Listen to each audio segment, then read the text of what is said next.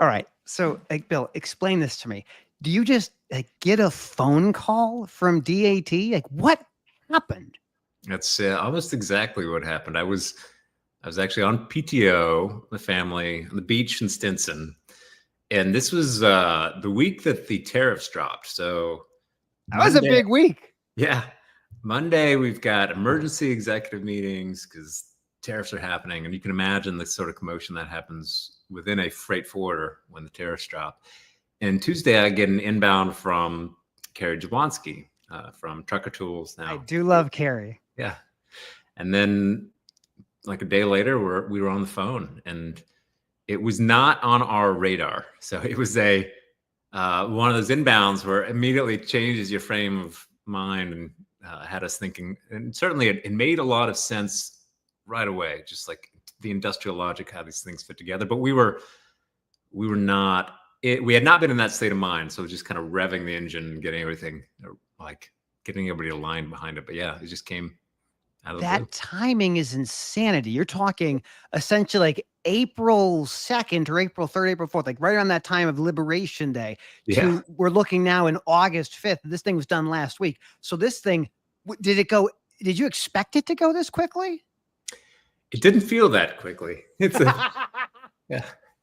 It was a pretty intense process because Roper is it's a conglomerate. They own a bunch of highly profitable software companies, and typically they go after software companies in spaces where they have a like particular advantage or unique value proposition. And they're an engine, though. I mean, they crank through these. They've got a large acquisition budget, and it's they're typically used to working with bankers, right? Most deals are pretty well packaged up. And for us, like it was an extraction from Flexport, and we hadn't prepared for it. Like we hadn't been in the process, or we weren't going to market. So it was an intense 3 months. But it's those processes are also they test you in ways where it just gives you more confidence. Certainly, going that process, it was just became. I think everybody that was on our side involved in that process as we went through it was like, oh yeah, this just. Each step, like this definitely makes sense. Like this is going to be huge. When I first learned of this thing, like I knew that DAT was looking to find ways to combat fraud. I knew DAT was looking to find technology that motor carriers loved. The deal made so much sense the moment that I heard about it. But is Carrie selling you on this? Like, what is Carrie's like? Hey, Bill, I was just wondering, like, you think Flexport might want to do a divestment? Like, what is that conversation like? It's it starts like that, but then very quickly, we took it away. We put together our thinking, like how we would how the logic made sense to us, the value we could see in the combination. And that's when I think it really started to crystallize on our side. Like, okay, this is clearly we had acquired Convoy because I think more than anything at Flexport, we just saw that there was this incredible opportunity to bring the tech was too good. It was too good an opportunity. We knew that there was value there if we brought it back to market, but it was a dead company. We had to bring it back from the dead. A year and a half later, we'd effectively repackaged this whole company around being a pure technology provider, using the Convoy tech, but then selling it to allowing other brokers to access that tech and streamline their operations. So in that context, they couldn't have been more well packaged for what DAT wanted to do, because ultimately this is about like elevating their capabilities, bringing this streamlined execution capability to all brokers. And what better place to do that within DAT? DAT has the ultimate distribution mechanism. We had a very mature product that we brought back. We turned back on. We got the pieces all reconfigured. It's ready to go. We had just started to build the market. So we'd gotten a lot of acceleration in terms of broker adoption and sales. It was going very well. And then DAT steps in and said, hey, we can supercharge all of that. And this is exactly what we need to complement our product. And plus so much of the legacy Convoy product portfolio is complementary, and things like the fraud product, the CARV product, where there's been a lot of ink spilled around fraud in this market and the potential vectors via freight marketplaces. And clearly there's an opportunity to leverage the tens of millions of dollars that Convoy had invested in that to build this amazing fraud detection product within the DAT network and to cross-pollinate these ideas. So yeah, there's just like, there's so many pieces that fit just logically in terms of how we bring this stuff together. I cannot wait to unpack this, but I got to get this thing on the road. So give me 1 second, Bill. Welcome back to the Armchair Attorney podcast. My name is Matthew Leffler. I'm a real life lawyer and big time freight fan. This is episode over 100, maybe 104, 105. I don't know. Who's counting? Probably Buzzsprout. They don't sponsor this podcast yet, but maybe someday they will. But there are people who do sponsor us. There are great partners that I want to tell you about. Our first one, our keynote for today, is with our good friend Bill Driegert over at DAT Dial a Truck. Since 1978, DAT has been helping truckers find loads, getting home. We're getting the next destination, A to B and sometimes C. But if you're looking for D and E, maybe you'll find them at DAT. That's a great line. They should take that. Hopefully Emily's listening to this one today. And of course, our other sponsors, folks over at Genlogs, cameras watching all things, freight intelligence, setting a new standard of care for where is your stuff? Where's my truck? Where's my trailer? Well, if the telematics isn't going to tell me, maybe the network of cameras will. Please check out the links to our sponsors in the show notes. If you're new to DAT, and I don't imagine anyone is at this point, but if you're new to DAT, you can save yourself 10% for the first 12 months. All you got to do is click that little link that's in the show notes. Now, I am super excited for today's guest. I have been following Bill Driegert's career for some time now, and I think a lot of you probably are too. He is one of the legends in freight technology, from Coyote to robot trucks to Uber Freight, now to Flexport, and then to Convoy. This conversation is unpacking something that everybody in this industry is absolutely aware of. DAT, owned by Roper Technologies, as our wonderful guest Bill mentioned just a moment ago, helped orchestrate one of the most interesting acquisitions in freight technology in my career and probably many others' career. The $250 million acquisition of Convoy, complementing the other acquisitions done earlier this year and part of last year, Outgo and Trucker Tools, freight payments, freight visibility. Oh my goodness, I'm so excited. So let me stop talking about those things for a second and bring back Bill. Okay, Bill. For those of the people who don't know who you are, let me ask this question. Who are you and what do you do? Oh man, it's a deep question. I got to think about that a little bit. But I've been in freight since, broker specifically since 2006. I was the fourth employee at Coyote Logistics. Previous to that, I was in operations. I was at Pepsi for a little over 6 years, but buried much more deeply in the org and building plant. I was more of an analyst, more of what today would be like a data scientist, because I was building optimization and production planning models. All right. So number 4 at Coyote. Yep. Number 4. How does that story go? Like, did they know you when the Silvers know you when he was getting this thing started? Or what was that like? Yeah. The backstory. So Pepsi put me through a master's program at MIT, which was the Masters of Logistics program. It's now the Supply Chain Management program, which Chris Kaplis, who also has a DAT connection, became the director of that program right after I went through that. But the year that I went through that, 2002, 2003, Jeff Silver had been in his non-compete agreement between when he left C.H. Robinson and when he could start something new. And he definitely was doing recruiting while on campus and kind of feeling out like who might fit in this company that I'm planning to start. And this is 2002. So he's thinking about 4 years from now. April 2006, my non-compete runs out. Like, he went and got his MBA, got this degree, and he already had been planning, like, what does this look like as a next step? So I stayed in touch with him, and sure enough, April 2006, gave him a call. I've already hired 3 developers. Yeah, they start as soon as you can. And so, I came on board early at Coyote when we were just going to be a tech company. So the original vision was to build Bazooka and sell it to other brokers. Not too dissimilar to what he's now doing with Mastery and that whole product. But That's that was it. fascinating. Yeah. It's incredible that so many great companies get started off of the frustration with a non-competition agreement. That's incredible. All right, Oh, so yeah, there's a lot of revenge stories and business in general.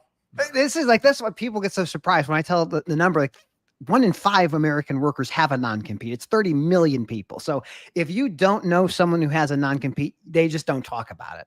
So how long are you a Coyote for? Yeah, it was 8 years. So came on as a fourth employee, saw dramatic growth. We made 3 acquisitions during that time. And then we kind of hit in the end of the journey. Like things were already kind of in motion for the next phase of Coyote. And so I think I was ready. Like every story has an end. And Amazon had been reaching out, and Amazon was definitely at the peak hype in terms of like, my curiosity was peaking in terms of like, what are they doing over there? It sounds fascinating. So met with that team, and I ended up going to Amazon I put 2 years in. I left right on my 2-year anniversary when the vesting hit, because I was definitely like, big company, big engine. I wanted to get back into startup space. I realized that pretty quickly, but Amazon was just an amazing place to just intensely learn new things very quickly, because when I came on board there, they were building their delivery network. They had 1 delivery station. Now they have, I think, 900 plus delivery stations. They had 1 delivery station. They were thinking about building a parcel delivery network. And I got plugged into that project very early on for designing all the sortation, like the engineering, the procurement, and all the planning, where we're going to put facilities, going and like sourcing new locations, laying them out, figuring and going out and meeting all the local delivery providers, negotiating rates, just scrappily kind of building up that first wave of delivery stations. It's incredible to think that Amazon looked at UPS and looked at FedEx and said, I can do that. I could probably do it better. It's incredible. What was amazing, I mean, it's one of those rare opportunities, because nobody's going to go start another like delivery company of that scale in the next 30, 40 years. And I just can't foresee the conditions that would create that. But what we realized very early is like UPS was tailored for different model versus residential delivery. If you're not doing commercial pickups, like you don't need the big brown trucks. That's right. Those are pretty expensive to run down the road relative to, if you see the different profiles of Amazon vehicles now, as their density increased, clearly they can support larger vehicles in most metros. But back then it was clear we could be a lot more cost competitive just by using smaller vehicles or standard vans. And of course, one of their famous projects was Flex, which was using Toyota Camrys and whatnot to deliver parcels, which the economics are just significantly more favorable if you can lower the footprint, run a more efficient vehicle, because your operating cost per mile just on those big brown trucks is high. Well, if you're running a diesel motor versus a gasoline motor, there's a value in not having to deal with all the emissions and maintenance and things. So you're at it. You decide to leave Amazon. Where do you go next? What happens next? Yeah, so I took a bit of a pit stop on the way out. So as I was leaving Amazon, I thought about getting out of freight and trying something else. I had been on this mission. So there's an interesting thread that ties us all together, because when I left Coyote, one of the last projects I worked on there was we had a product called Coyote Go, which was a driver application. It was the first driver application where you could go and track a load out in the market, very early in the space. I wanted that to be an Uber for freight like product and build it out that way. It wasn't to be. There's a lot of resistance to I'd say putting rates. There was a lot of resistance to putting rates out there in the market at that point. So we couldn't get a lot of buy-in on that. At Amazon, it was also the other project I was part of was launching Amazon Freight, which became like Amazon Freight Exchange, became Amazon Freight, which was the freight brokerage as they launched it. Absolutely. That was my white paper when we initially launched it. And there's an interesting story there, but kind of pulling forward, when I left, I said, I really had this in my mind that there would be an Uber for freight. There would be a company that did this, but at Amazon, I thought it was too constrained within the engine, right, to really break out as an independent product. And I also thought, some of the legacy players, they're not going to do this independently. It would have to be something else, but maybe the time's not right. I'm just going to do something else. I went to a company called Pillow Homes, which was short-term property management. It eventually got acquired by Expedia. But I took the COO role because I wanted to get down to SF because I wanted to find a way to plug into the VC community, the startup community. I was looking for those sorts of opportunities. So took the COO role, but almost immediately, it kind of played out as expected. I got plugged into the logistics and ecosystem down here, and I met the team at Auto. Like within weeks of getting there, I had an acquaintance.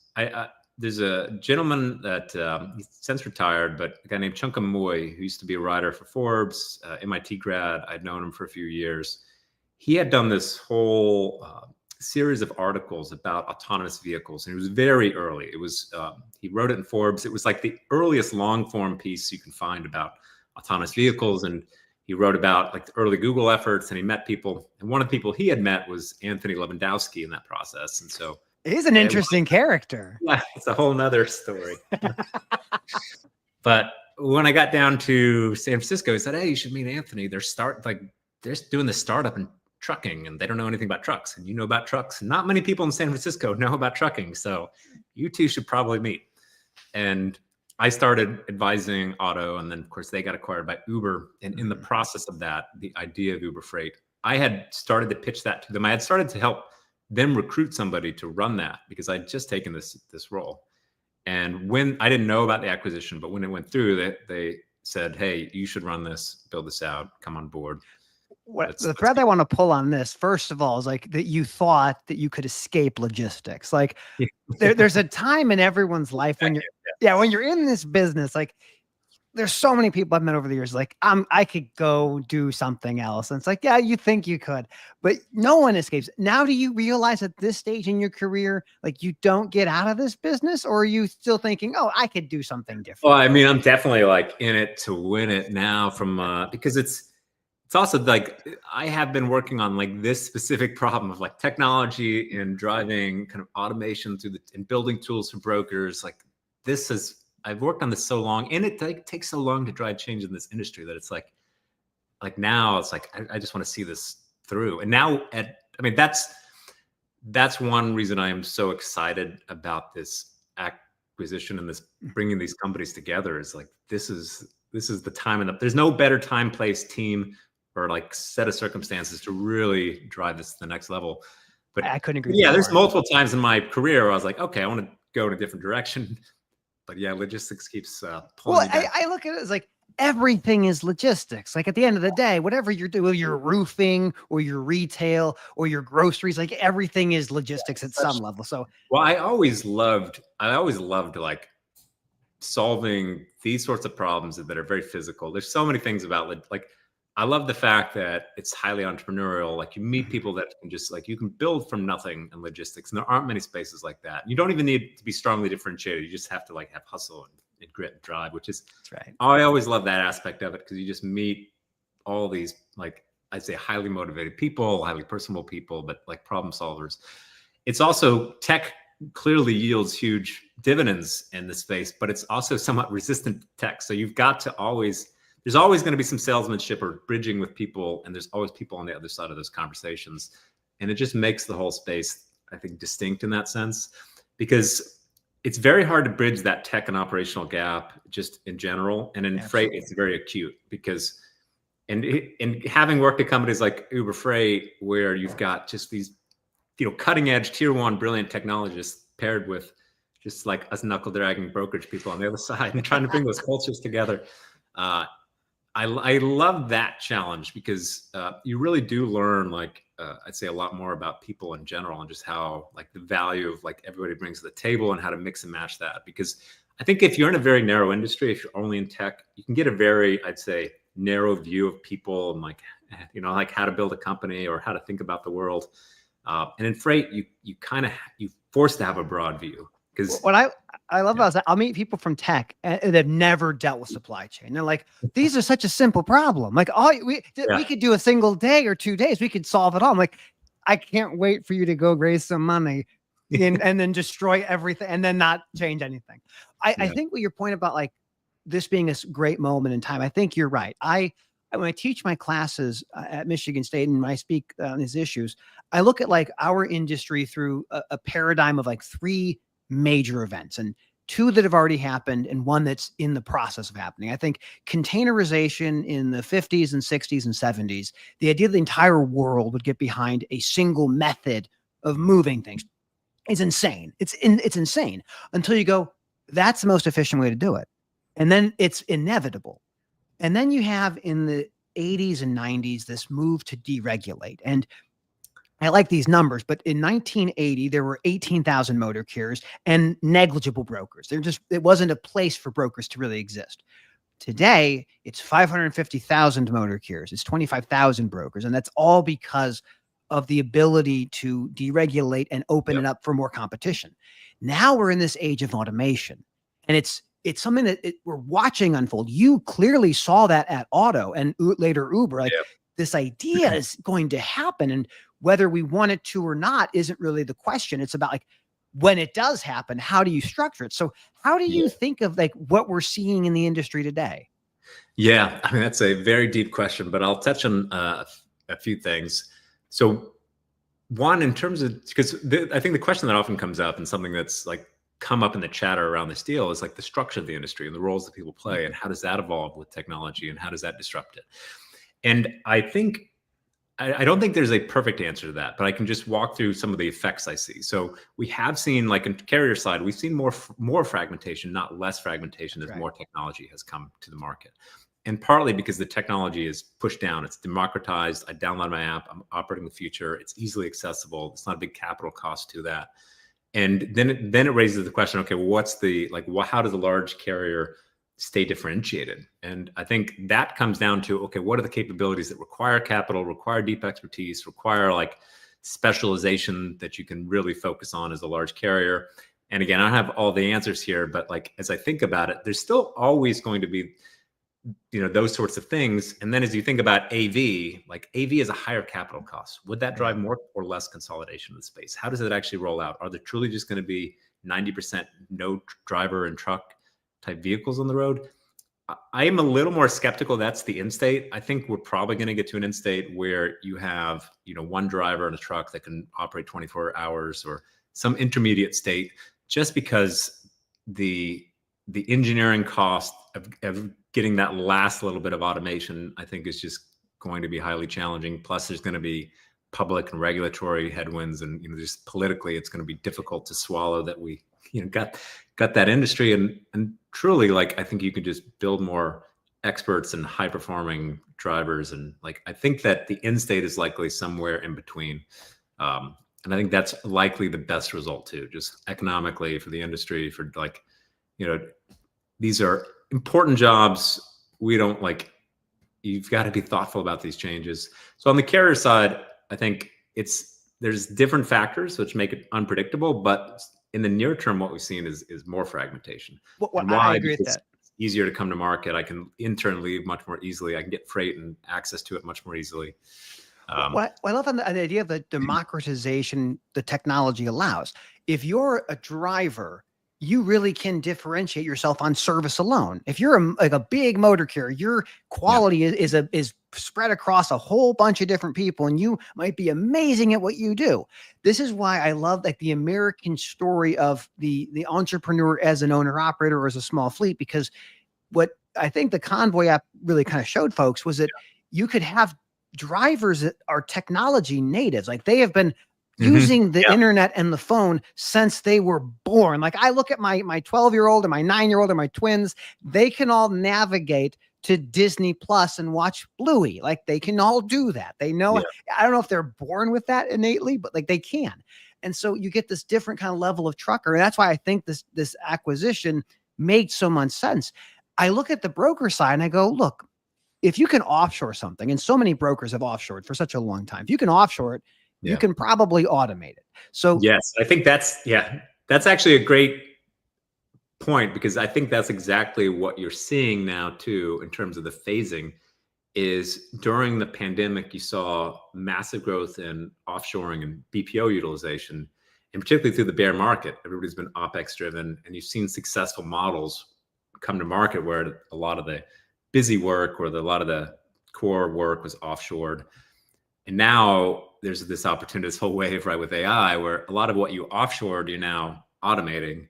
And explicitly, like, you talk to companies that are saying this particular SOP that I have, a team in Colombia working on, I'm going to take that, I'm going to put an agent behind that, and that's my new model.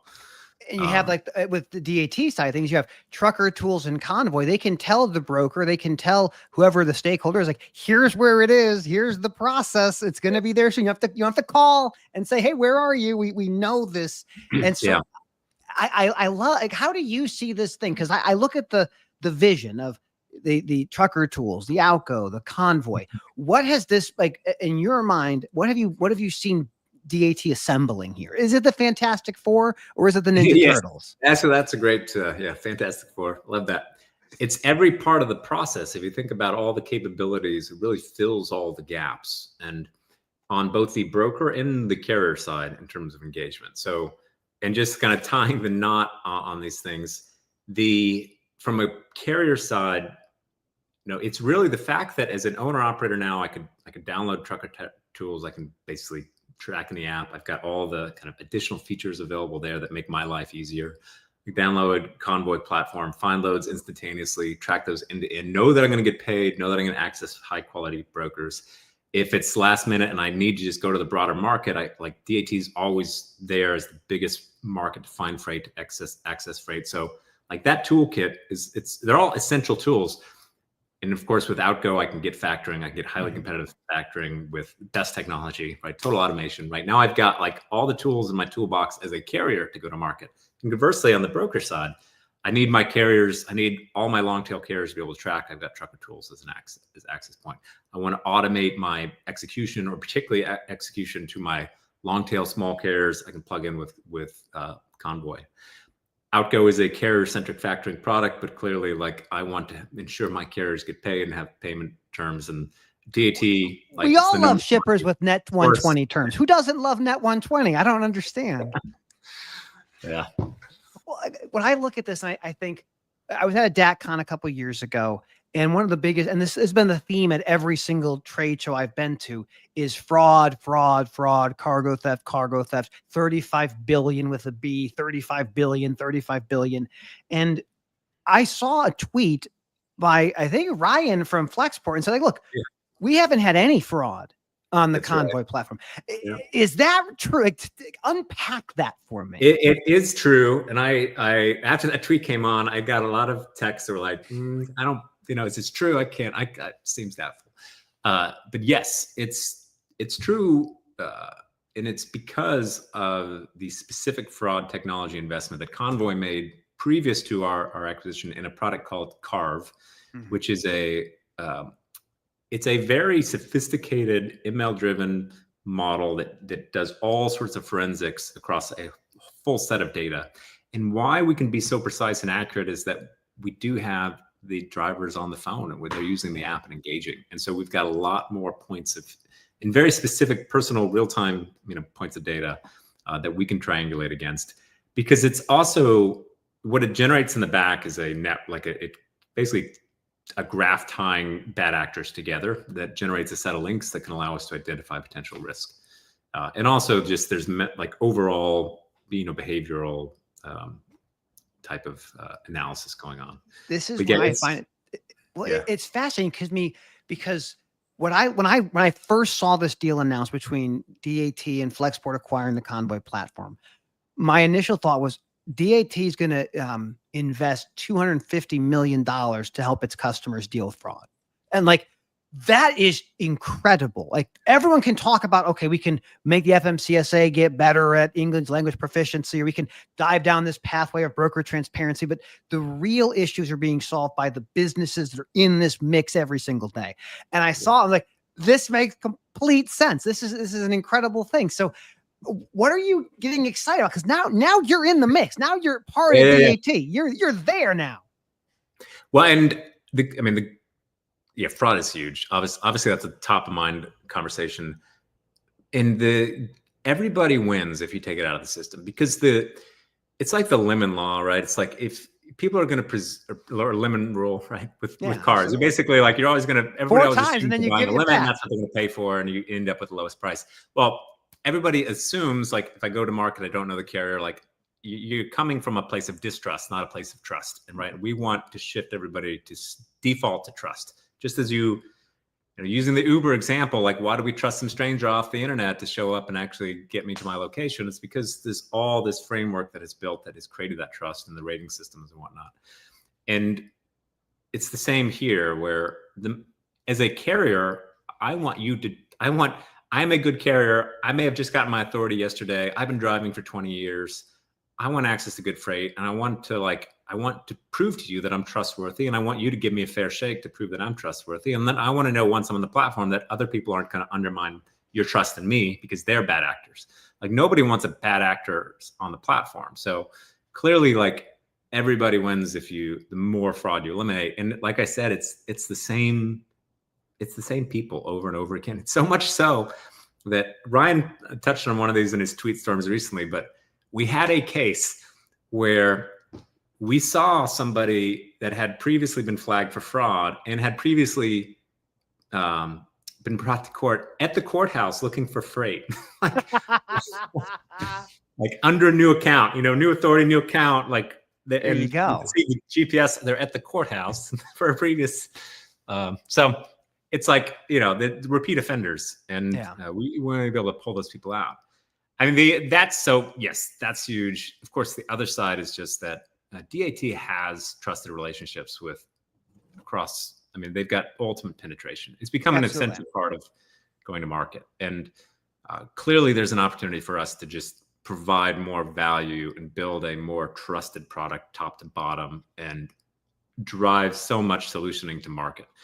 And we are at this, it's this pivotal moment. I think this is pivotal because it's accelerating this dream of the digital freight matching and transformation, which, when Convoy went down, the people were dancing on the grave, but the ball was already set in motion. Like, this is a change. We see it in how the carriers interact. Like, it's just part of the process now, and it's only going to accelerate. And then on top of that, you have this whole wave of AI coming.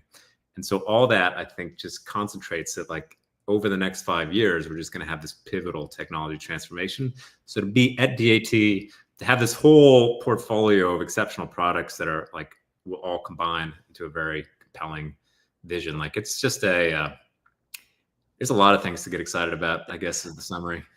I'm a big believer in, like, trends and forces, and you can't stop the trends and forces from happening. You can just observe them and then predict the natural outcome of these things. Yeah. And you want to be in the position to benefit. And I think DAT from the beginning was always there trying to say, we understand the future is going to be more motor carriers, going to be more ability for intermediaries. But one thing I know DAT, and I'm going to say this as a lawyer, they want nothing to do with disintermediating brokers. No.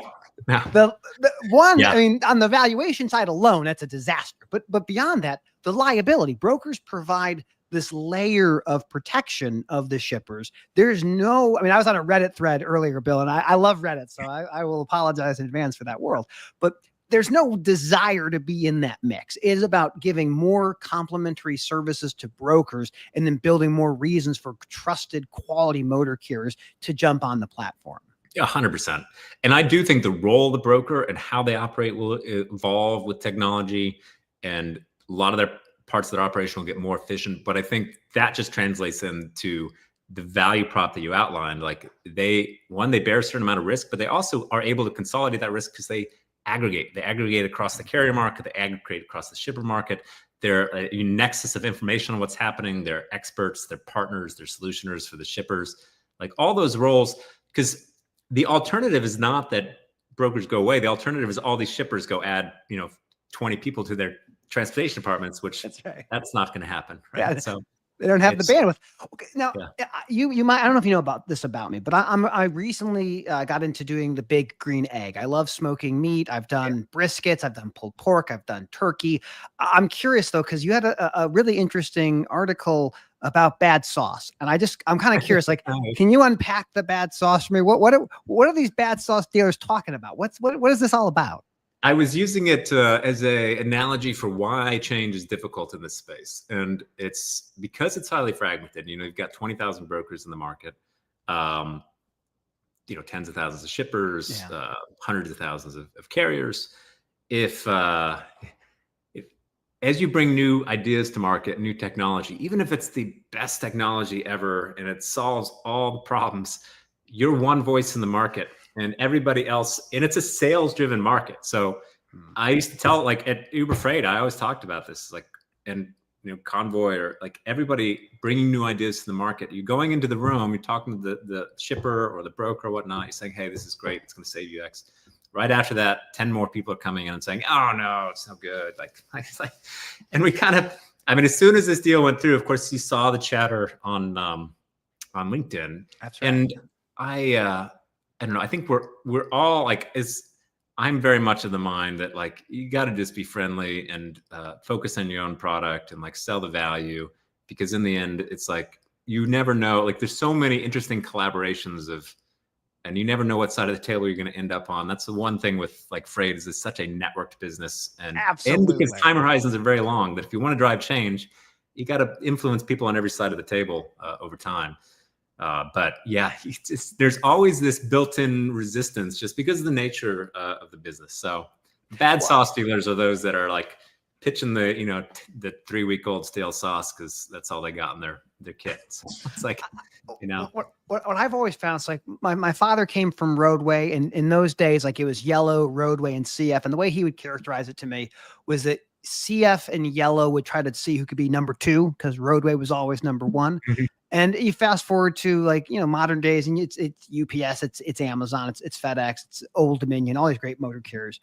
And you go to like the Technology and Maintenance Council, the ATA, and these are the fiercest of rivals, but they get along very well in private because we're all doing a job that is impossible to do. Like safely delivering freight on time and undamaged is difficult when everything is perfect, and it's never perfect.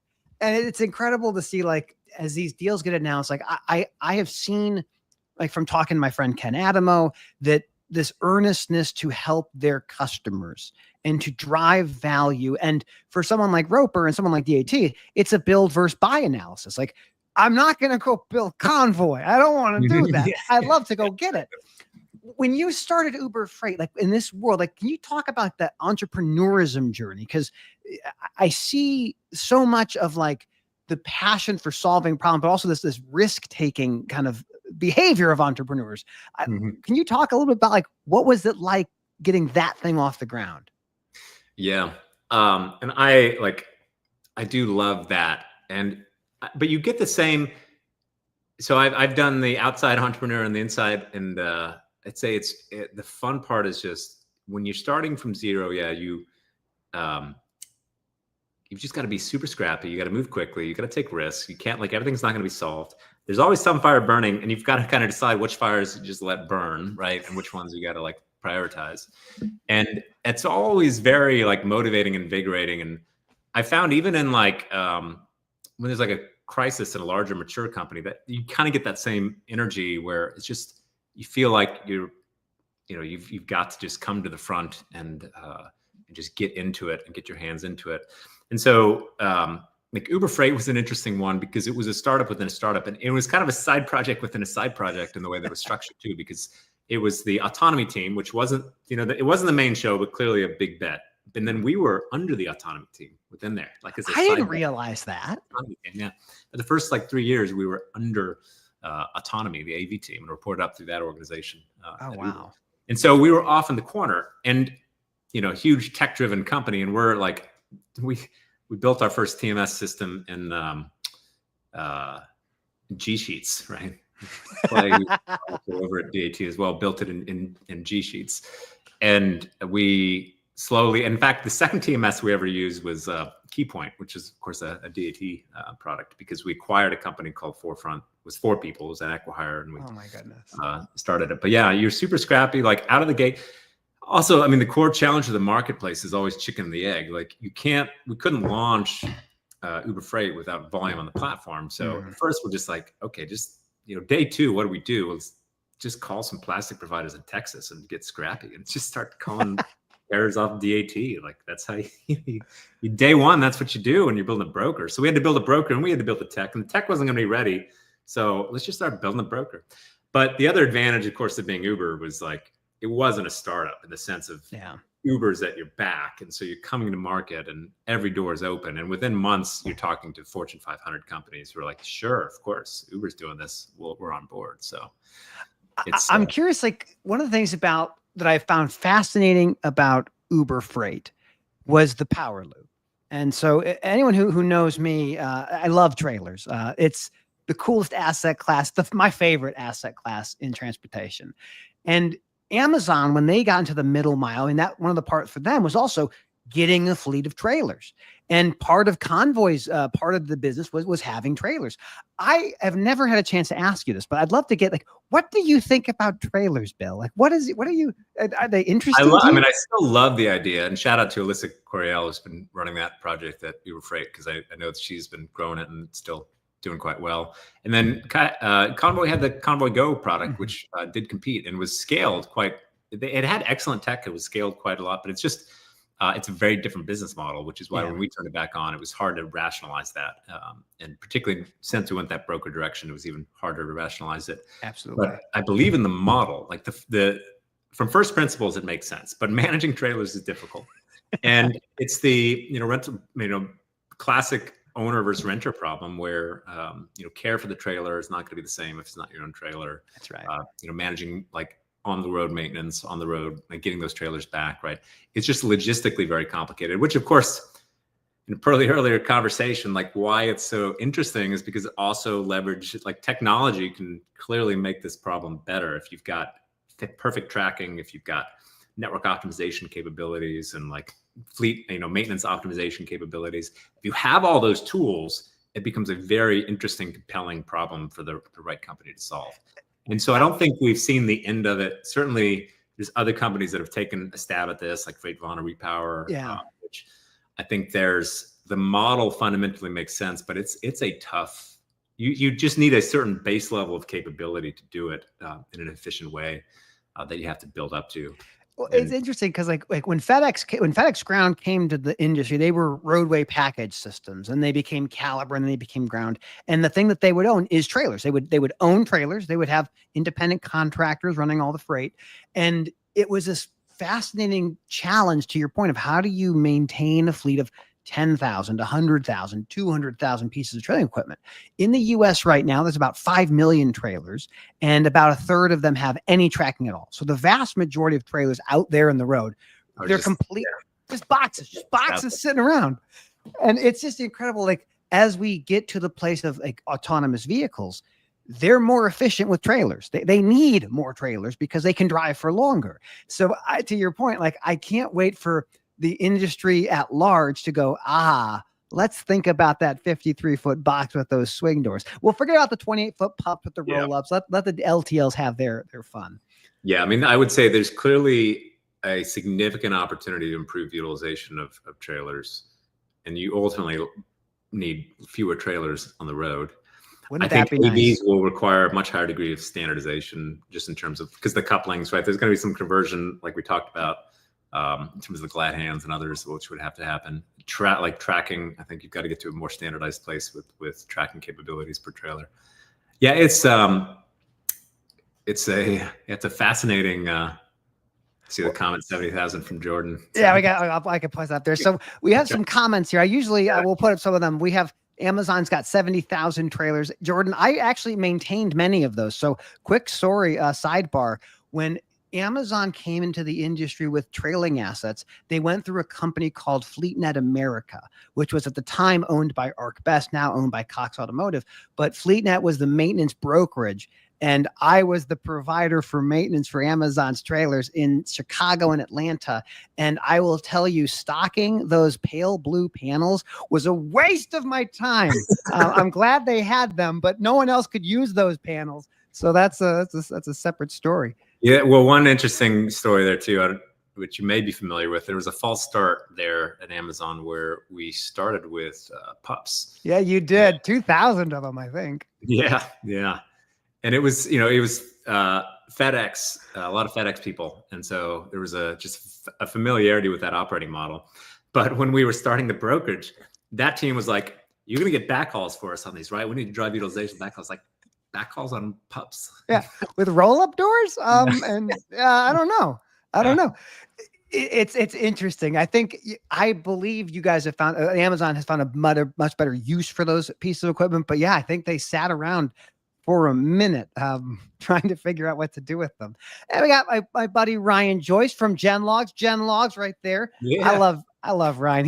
He is one of the most interesting people in supply chain. If you ever get a chance to hear his story, Bill. I listen to all the freight pods. I love Andrew's. Absolutely. Ryan's was great. So, it's an incredible story that him and his team have built that. Now we need to start looking future. We're talking future of the world of transportation logistics, especially within the DOT ecosystem.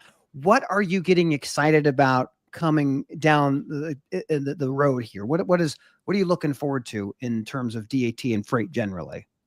Yeah, I mean, I think we've talked about a lot of it. I am definitely super bullish on AI. I've been very close to that. We've utilized a few of the leading companies internally, and we'll continue to kind of scale out that. I think that will be transformative.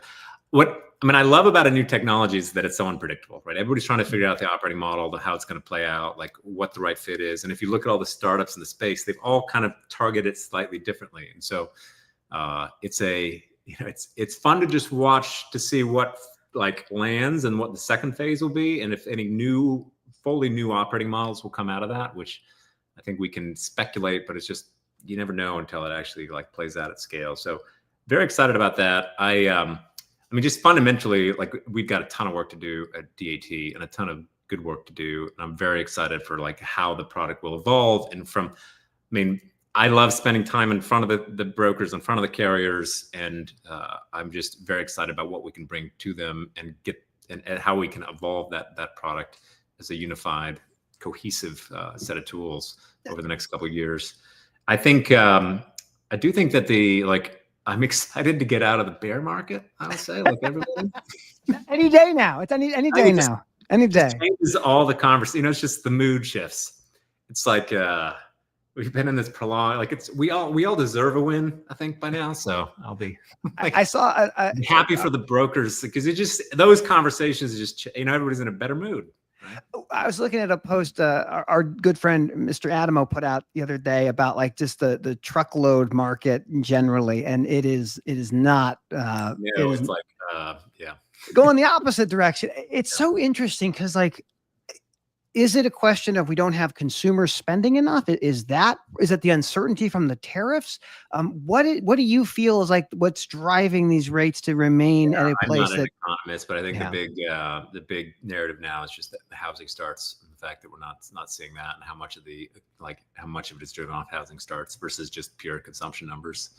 It's going to be interesting because one of the things that as a lawyer and as someone who really cares a lot about safety on the highways, we see motor carriers moving freight at below like the operational cost of the truck. And our national out of service rate remains over 20%, which like 1 in 5 commercial vehicles on the road right now, if you went and looked at them, would not have the requisite tread depth or the brake lining or the lights. And you just go, oh man, something's got to give. Like if you could redesign the supply chain from scratch, I don't know that this is the one you'd want. But what would you think is like some of the things we should be looking forward to in the supply chain more generally? What would make this a better, more resilient supply chain?